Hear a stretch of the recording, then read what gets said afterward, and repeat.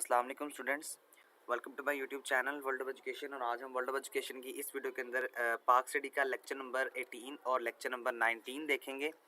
और इसी के साथ साथ मैं कोशिश करूंगा आपको इसी वीडियो में लेक्चर नंबर 20 भी क्लियर करने की।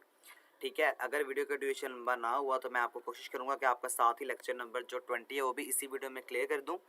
इसी के साथ साथ स्टूडेंट्स मैं आपको इंग्लिश हैंडआउट्स के साथ साथ उर्दू हैंडआउट्स भी दिखाऊंगा, जिसका बेसिक फ़ायदा आपको ये होगा कि आप वहाँ से देखेंगे और इस काबिल हो जाएंगे कि आप सेल्फ राइटिंग में जो स्टडी है, अपना जो कंटेंट है वो आप लिख सकें।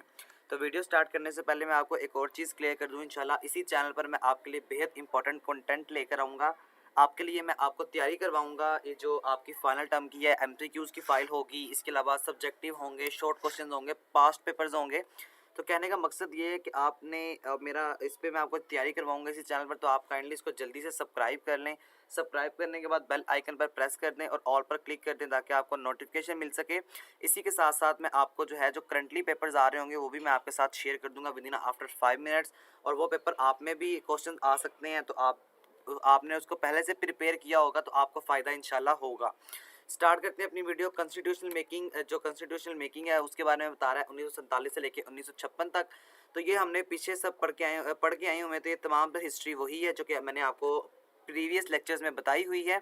तो आइए आपने देख लेना है। तो यहाँ से देखें, ये लेक्चर नंबर 17 में बता रहा है कि वही हम डिस्कस कर चुके हैं वगैरह वगैरह। तो आपका जो लेक्चर है वो बेसिक लेक्चर आपका शुरू होता है यहाँ से। फर्स्ट BBC रिपोर्ट कब दी गई थी? ये 1950 में दी गई थी। एज अ शॉर्ट क्वेश्चन आपसे पूछा जा सकता है कि इसके ऑब्जेक्टिव्स क्या हैं।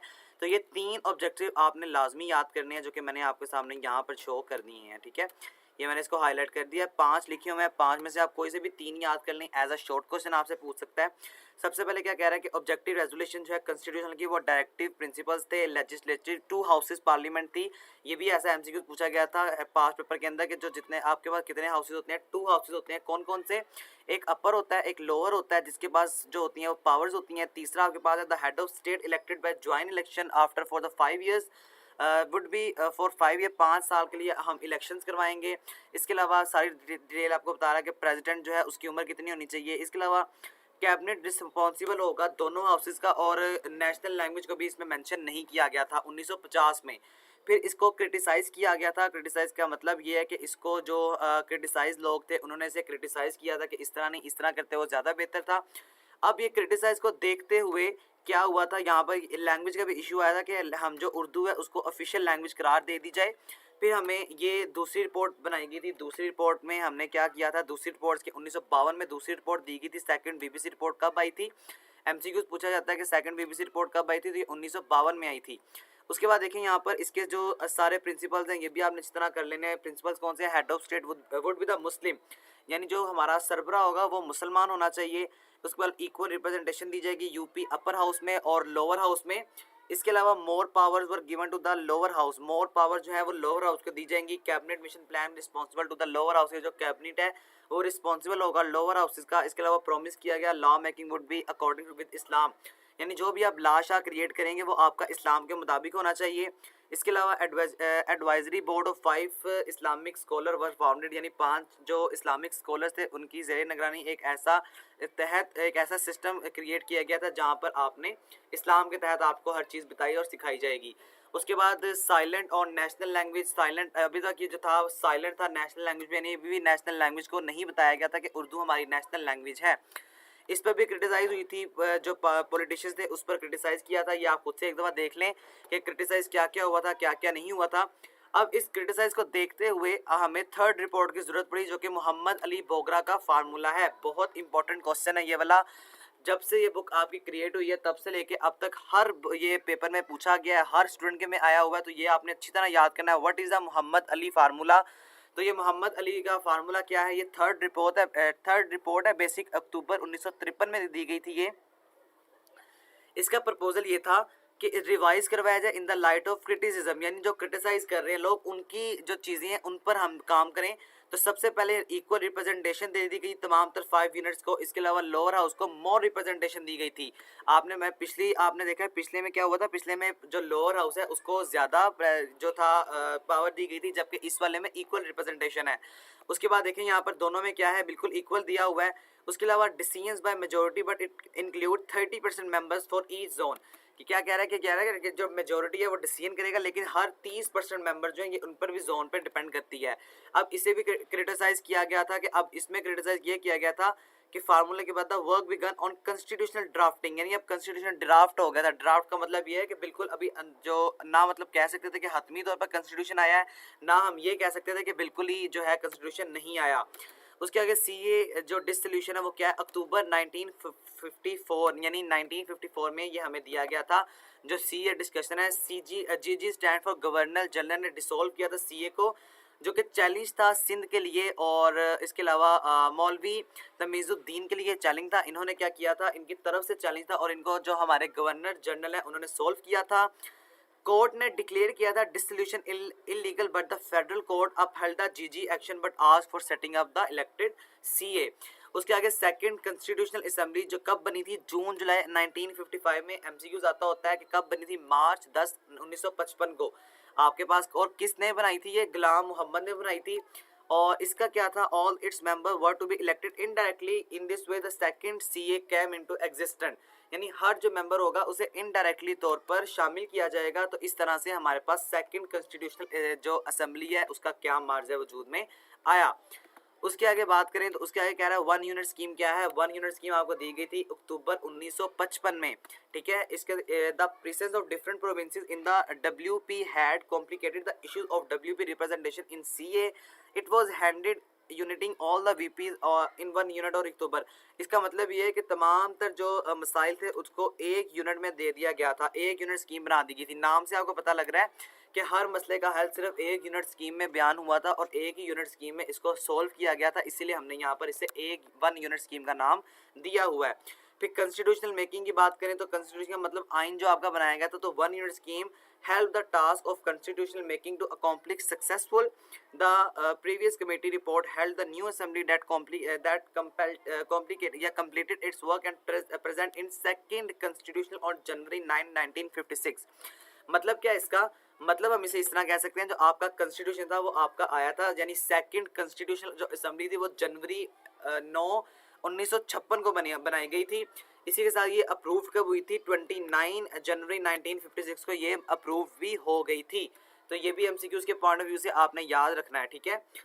ये आपका नेक्स्ट लेक्चर आ गया, लेक्चर नंबर 19 में। अब आपको इसको उर्दू में दिखा दूं पहले, तो उर्दू में आप इसे देखें और यहाँ से आप वीडियो को स्टॉप करके इसको खुद पढ़ लें। मैंने आपको सारा कुछ बता दिया है, सारा कुछ जो है आप समझा दिया है। फिर भी अगर आपको कुछ समझ नहीं है तो आप यहाँ से वीडियो को स्टॉप करके पढ़ सकते हैं। मैं आपको यहाँ पर ज़्यादा ड्यूरेशन नहीं दे सकता, क्योंकि अगर मैं आपको ज़्यादा ड्यूरेशन दूंगा तो बहुत ज़्यादा लेंथी हो जाएगा आपका ये जो वीडियो का ड्यूरेशन है। तो आप यहाँ से आप काइंडली वीडियो को स्टॉप करके इसको पढ़ सकते हैं, ठीक है।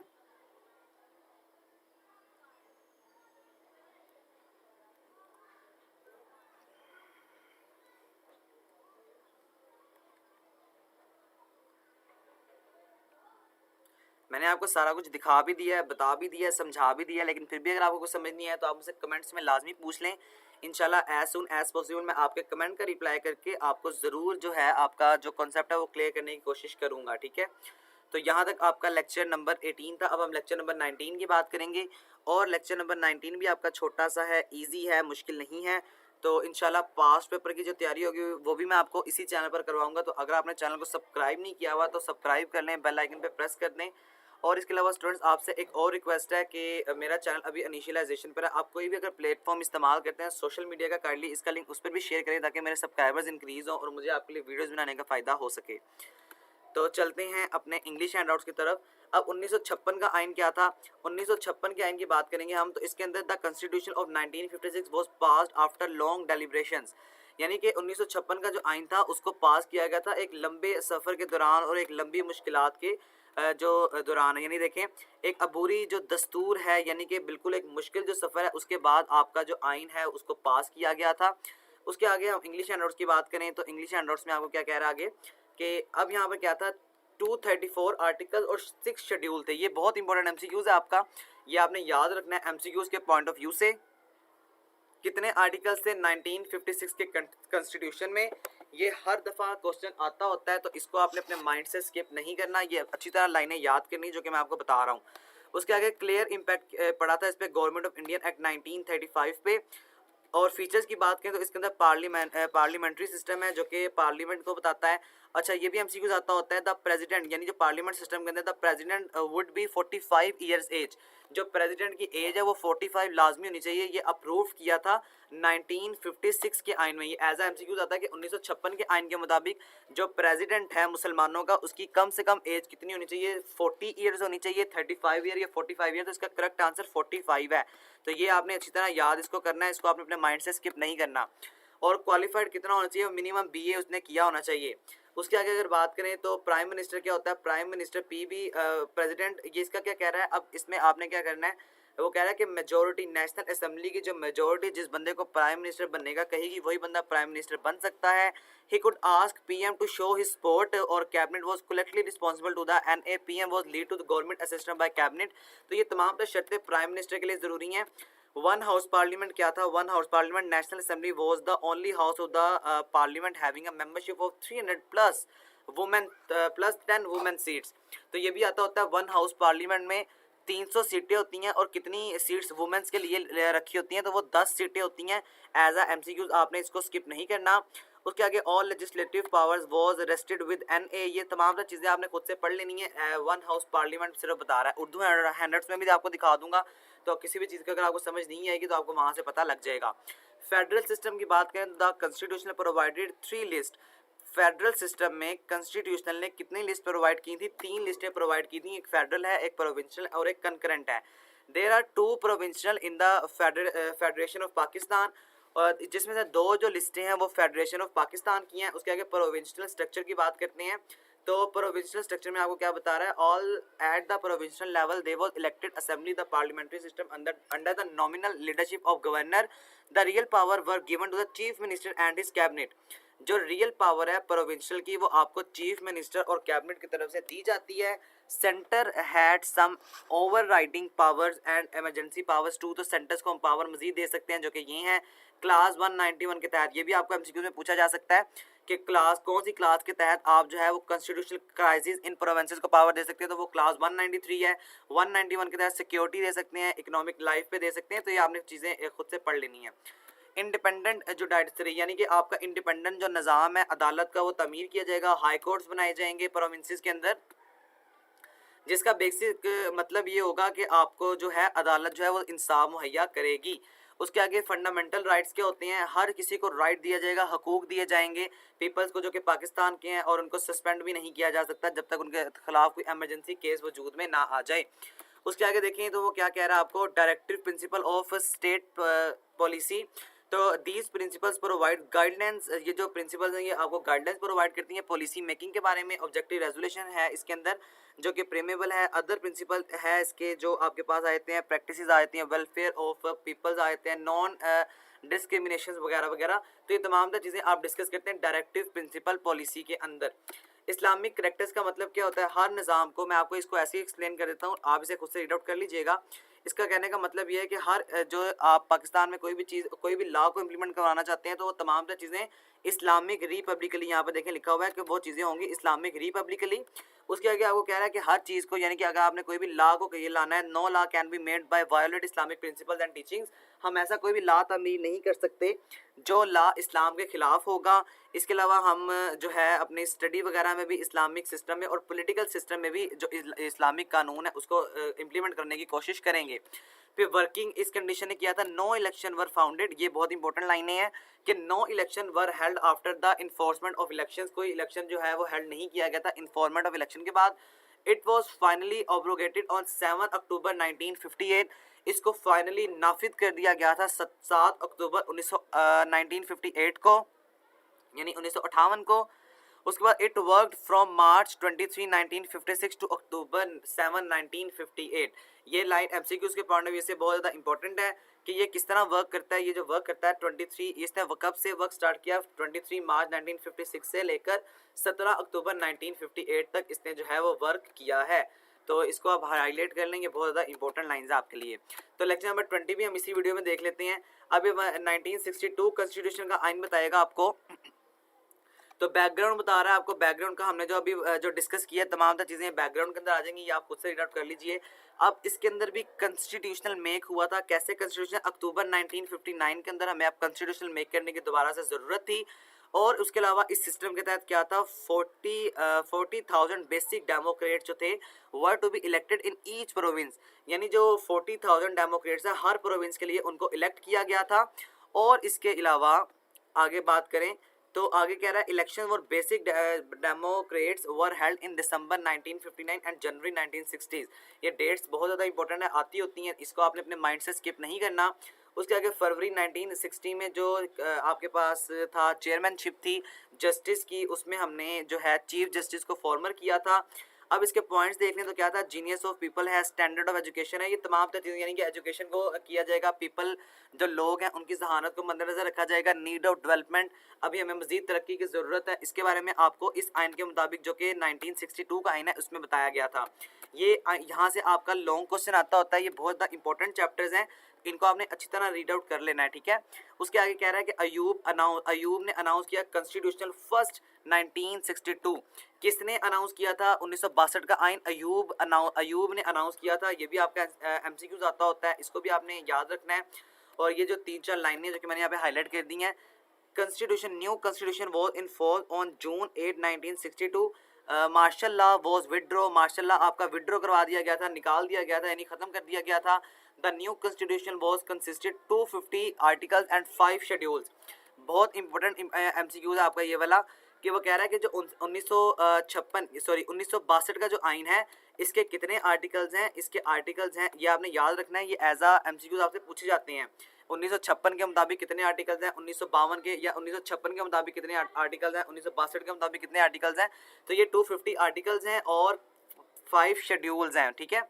उसके आगे साइलेंट फीचर क्या है, टाइटल ऑफ स्टेट है। टाइटल ऑफ स्टेट का मतलब है कि हम कौन सा नाम रखेंगे, तो आपको नाम को पता है, इस्लामिक रिपब्लिक ऑफ पाकिस्तान जो है वो नाम रखा जाएगा प्रेसिडेंशियल लॉ के मुताबिक। अब देखें मैंने आपको भी बताया था प्रेसिडेंशियल लॉ के मुताबिक 1956 के आइन के मुताबिक ये जो उम्र है वो 45 ईयर्स होनी चाहिए, जबकि आपकी प्रेसिडेंशियल सिस्टम के मुताबिक 1962 के आइन के मुताबिक आपकी जो उम्र है वो 40 ईयर्स ऑफ ओल्ड होनी चाहिए।